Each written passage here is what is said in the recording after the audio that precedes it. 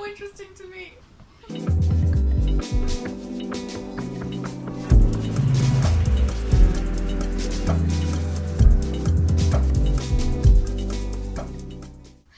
Do you want to do like a cheerleader introduction?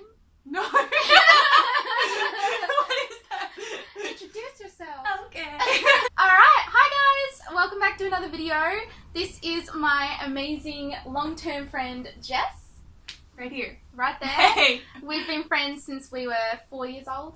Yeah. It's been like 20 years. It's been a good time. Yeah. We got rings the other day to celebrate. That's true love right there.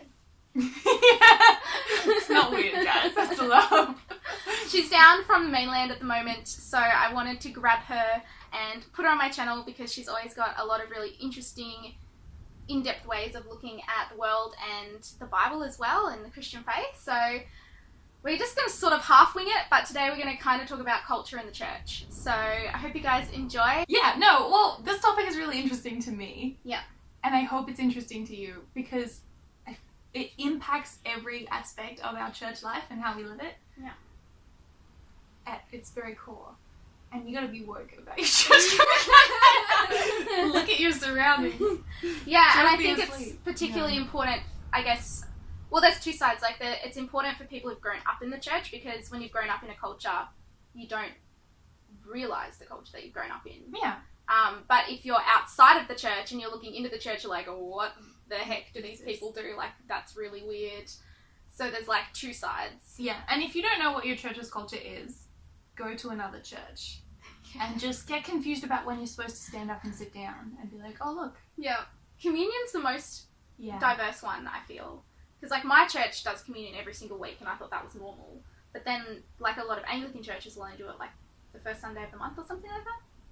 Yeah, it depends on your area. What does your church do at the moment with communion? I'm at a Baptist church at the moment. Mm-hmm. And it is, once a month. Grape Yeah. juice and a big old thing of bread.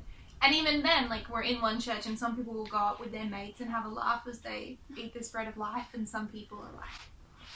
But the risk is, and this is what this video is about, is that you... If I look at that, am I looking to their eyes?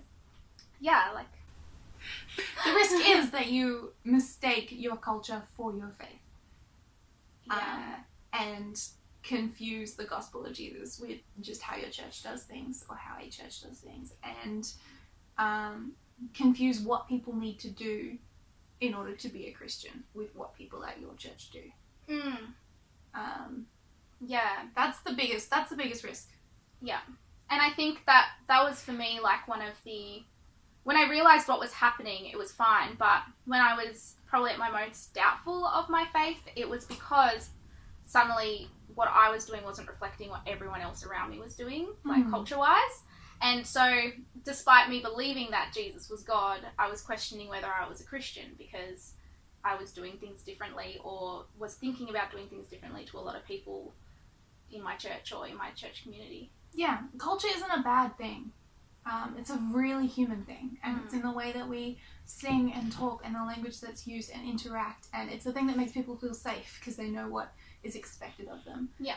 But it has some downsides that we need to really be aware of in the church if we're going to be a family of people in this entire world. Yeah. That can all, exist in unity with one another. Yeah. So one of the risks is that if there's a really strong culture in somewhere, it becomes exclusive. You have people that are familiar with that culture and follow it, and people that aren't and don't know what's expected of them and can't follow it.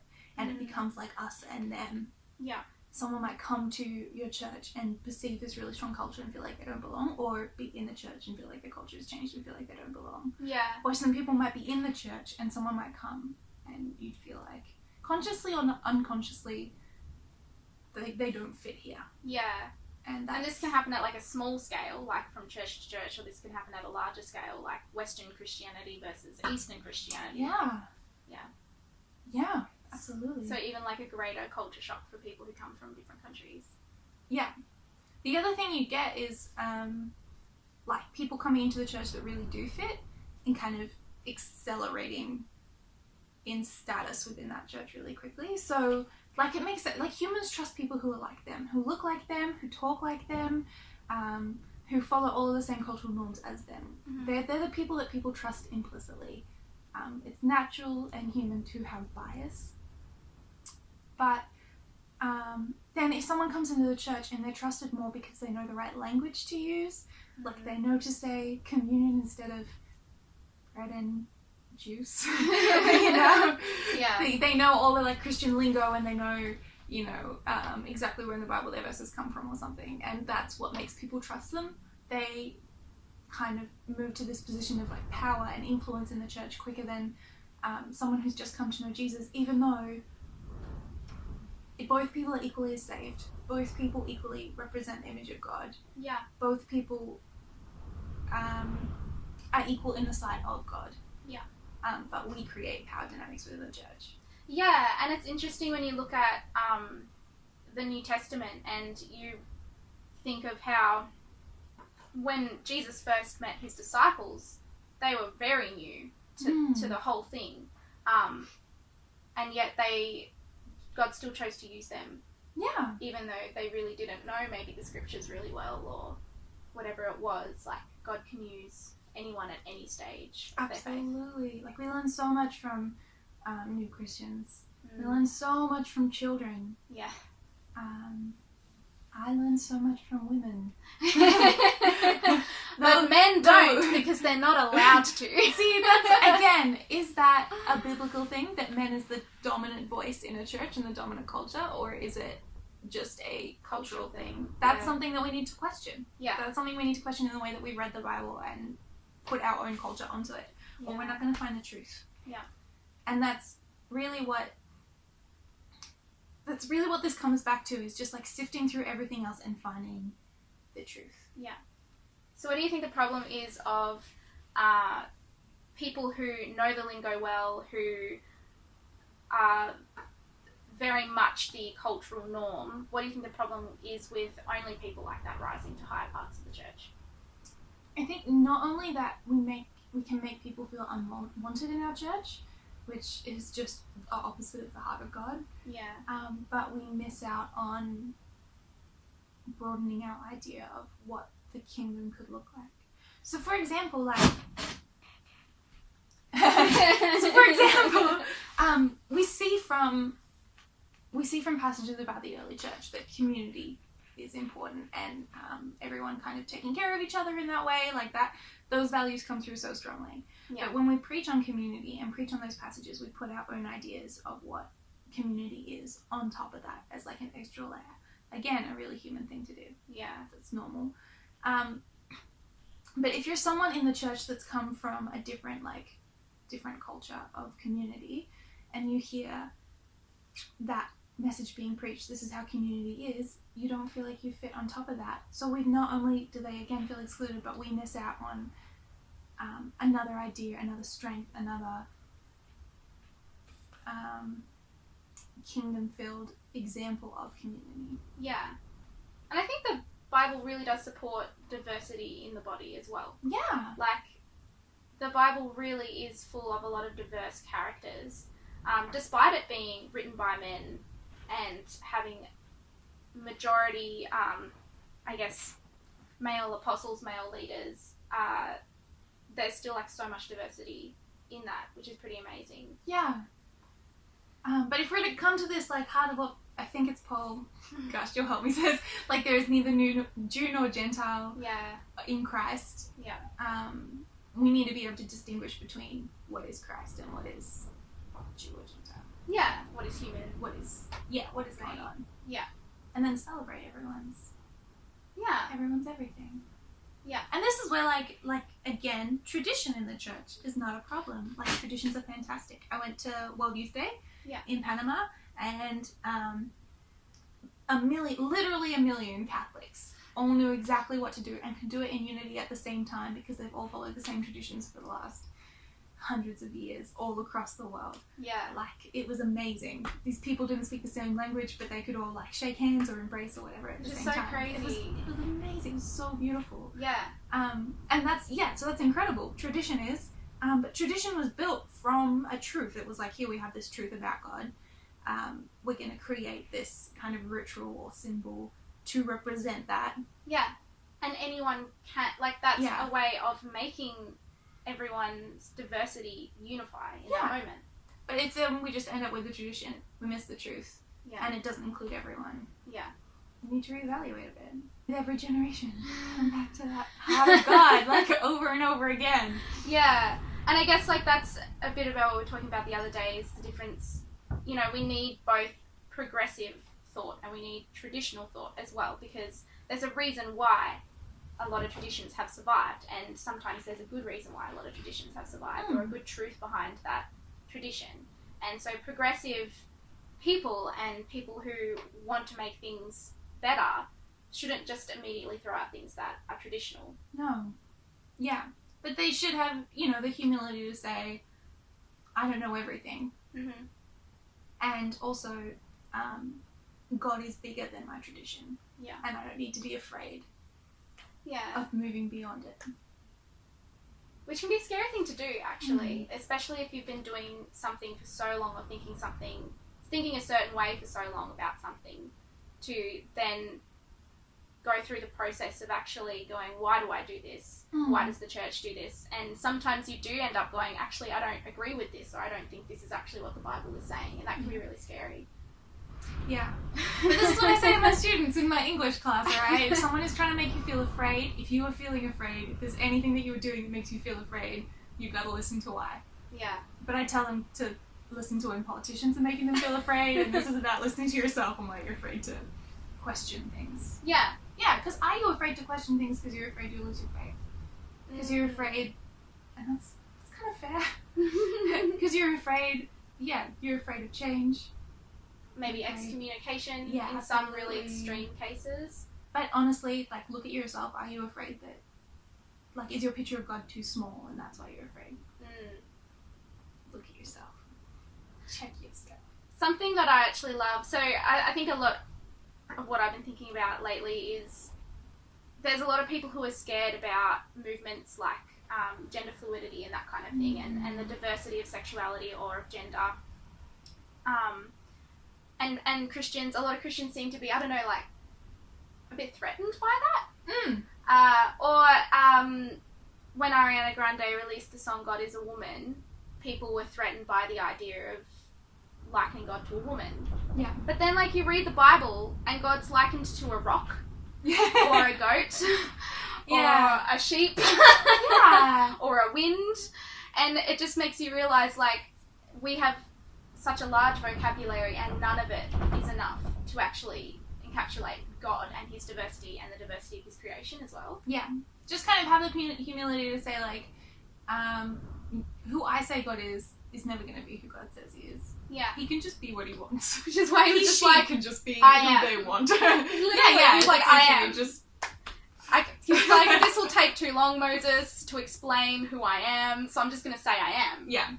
And that comes, like, that one to me comes in, like, creationism versus, like, the Big Bang so much too. Yeah.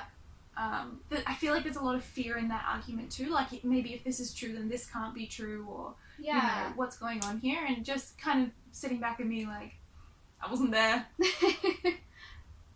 God can handle it. Like, I believe my God is true. I believe that whatever happened, he's good. Yeah.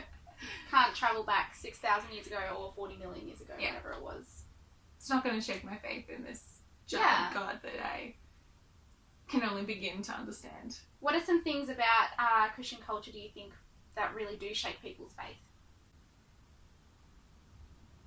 Good question. Yeah, okay. So the culture in the church of, like, work and being busy and service, when something hits you, which it hits everyone at some point in their life, and they can no longer serve, mental illness, physical disability, ill health, trauma, grief. Yeah. Like, everyone experiences those at some point, and suddenly they can't serve this God, and they can't go to church and be on all these rosters. Yeah. And kind of, they're like, but that's how my relationship with God works. That's how I'm part of this community. That's my value. I think that shakes people's faith, even though it's not specifically in, like, a God that, whether he exists or not. Yeah. people feel it changes their standing within the church. Yeah. And that's probably a good way of maybe thinking about how Western culture influences our church culture, because in Western culture, workaholism is a good thing. Like, if you are not working 24/7, earning those big dollars and getting things done and being proactive, like, that, those are the types of qualities in a person that we worship and that we want to be like. We like this idea of being able to have endless energy and productivity and creativity. Yeah. And if you're not filling up your days, then you're lazy. Yeah. And again, sometimes it comes back to this, like, kind of idea that God needs us almost, or like if we're not doing things, how will he do it? How will he do it? And it's just like, no, God's bigger. Like, Yeah. we can chill again. Yeah. And it can often be a worship of self in a way, can't it? Like, I know for me, most of my anxiety is rooted in, if I don't do this, then something's going to fall apart. Yeah. And it's putting me in a place where I'm actually thinking of myself as a really key figure in every part of other people's lives or my life, where really if you just took me out of the equation, you know, yeah, things wouldn't explode or implode or fall apart. Yeah. I think it's also a thing we have to look at when we're talking about, like, the rules that we follow in the church. Mm. I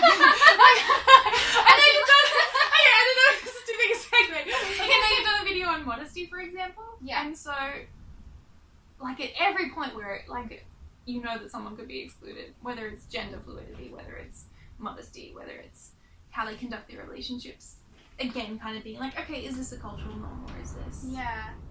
Is this like obeying a spirit of modesty rather than a strict rule about modesty? Yeah, and I think we often like to put, part of culture actually and part of tradition is being able to have very clear guidelines and rules. So you know exactly when you've done the bad thing or you've done the good thing. You know exactly when you've stepped out of line of your culture or you're within the line of your culture. And I think the more that I study the Bible, you know, when you first think of the Bible, you think 10 Commandments, you think these are all the rules that Christians have to follow. As you delve in deeper to a lot of these passages we get our rules from, things are a lot murkier. And there aren't hard lines to do with modesty, and there aren't hard lines to do with a lot of sexuality. And so then you're like, well, how do I navigate? Because we exist in a culture where we need to be able to say, I've done the right thing, or I've done the wrong thing, and sometimes you don't know. Yeah. And the Bible doesn't give a clear answer. And if we are excluding people who can help us navigate that, if, like, I have never had to reckon my own sexuality with my saviour, but there are people who have. Yeah. But if they're excluded from the church, then I don't get to hear about their experience and their wisdom and how they, like, how they navigated that, where they found things in the Bible, where the Spirit led them. Yeah. We've missed that whole thing. Yeah, like, the Bible is so diverse and God's creation is so diverse that there is no way to read the Bible as an individual, I think at least, without some sort of bias put on it, without some sort of, like, humans are always going to read into things, and they have all of their past and all of their baggage that enables them to read passages like that. And so when you exclude people from the church who are different, it's exactly what you're saying, like, you're excluding a whole another insight to the Bible. Yeah. And if you truly believe the Bible is the Word of God, and God is so diverse, then that's actually a really sad thing, because you're excluding people who can get you closer to God. Yeah. And it's not even the big thing. Sometimes it's just, like, how people respond to conflict. Is it with slightly more aggression than your church is used to? Is it, you know, which swear words are okay and which ones aren't? Like, it can be the smallest thing. Yeah. That's an interesting one, swear words, actually, because that's an unspoken rule almost with a lot of my Christian friends, is that if someone swears a lot, then they're more worldly and probably need to go to church it's like more a sliding often. scale. It's a sliding scale, and I don't know about you, but depending on who I'm hanging around, my language will change, and sometimes I have to really concentrate to not swear around my Christian friends because I don't want to alienate them, and I don't want to alienate myself. But even just, like, very small things like that make you go, hold up, like, why? Yeah. Yeah, that's a good point. Yeah, look, I was talking to my pastor about this, and I just want to be like her when I grow up. She said, look, I think God can be a woman, I think he can be a man, but when I'm preaching, I'm not saying she, because it's not going to be helpful to someone else. Yeah. It's going to shake them, and not in a good way, in an alienating way. So you can't just come in with your new ruleless, traditionalist culture and say that it's better either. Like, it has to be a dialogue and a discussion, and it has to be complex.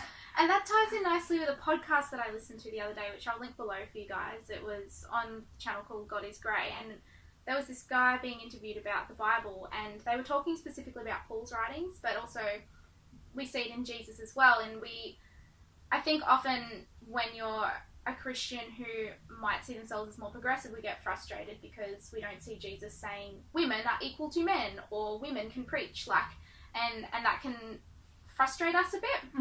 But it's exactly what you were saying there. Like, Jesus still took it far. Like, he still took it further than what the culture allowed.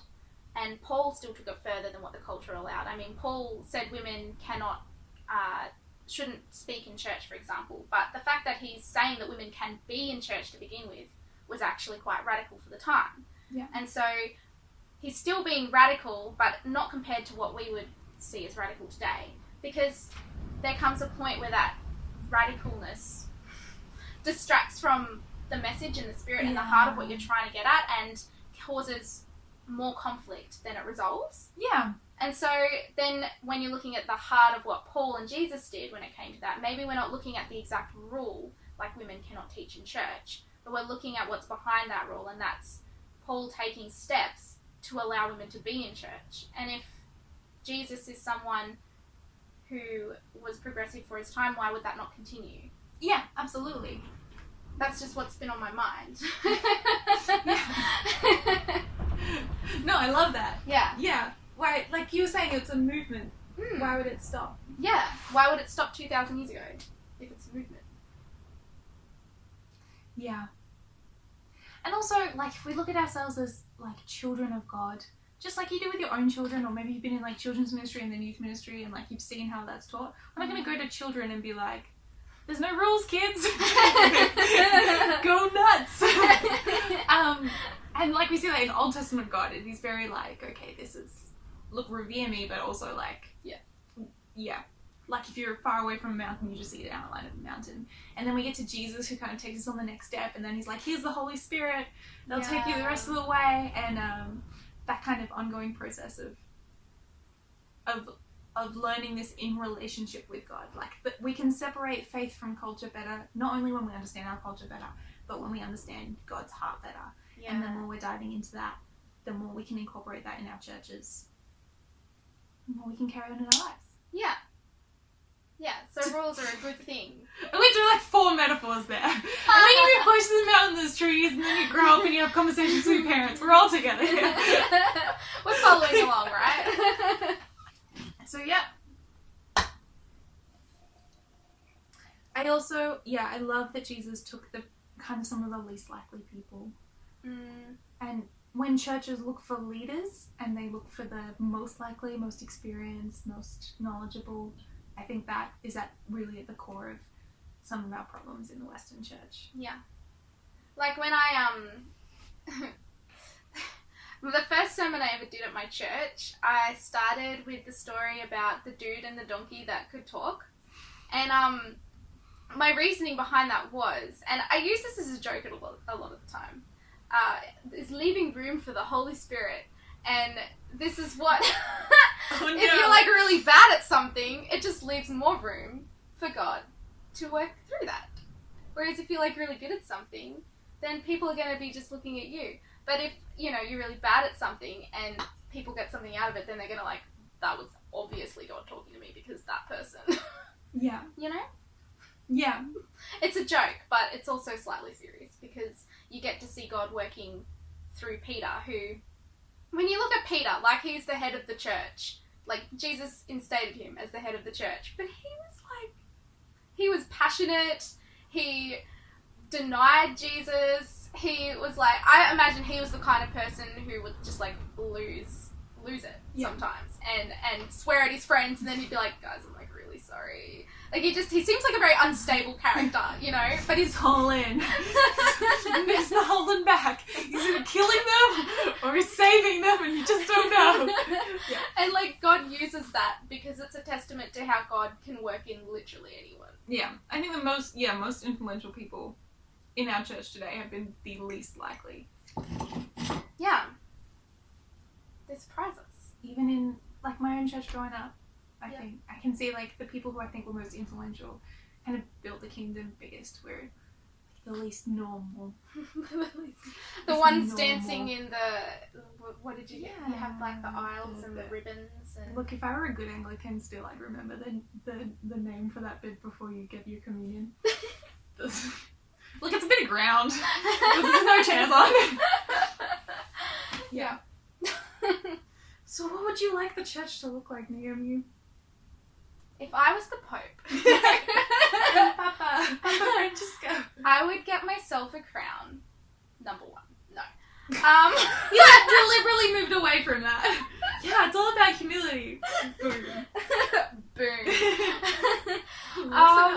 Where would I like to see the church go? I think this is just, I guess, because I'm young, but I just don't like it when people get their knickers in a wad about stuff that just doesn't matter. Like, for me, this is going to be super relevant. Like, the Israel Folau case, I'm seeing a lot of my conservative, maybe older Christian friends just, like, so angry.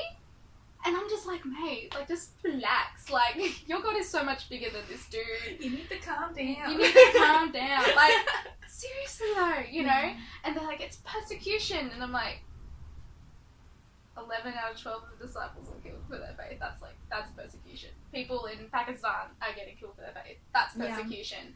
Yeah. And I think it just really, really paints Christianity in a bad light when you get Christians that just, like, can't move past these really minute things.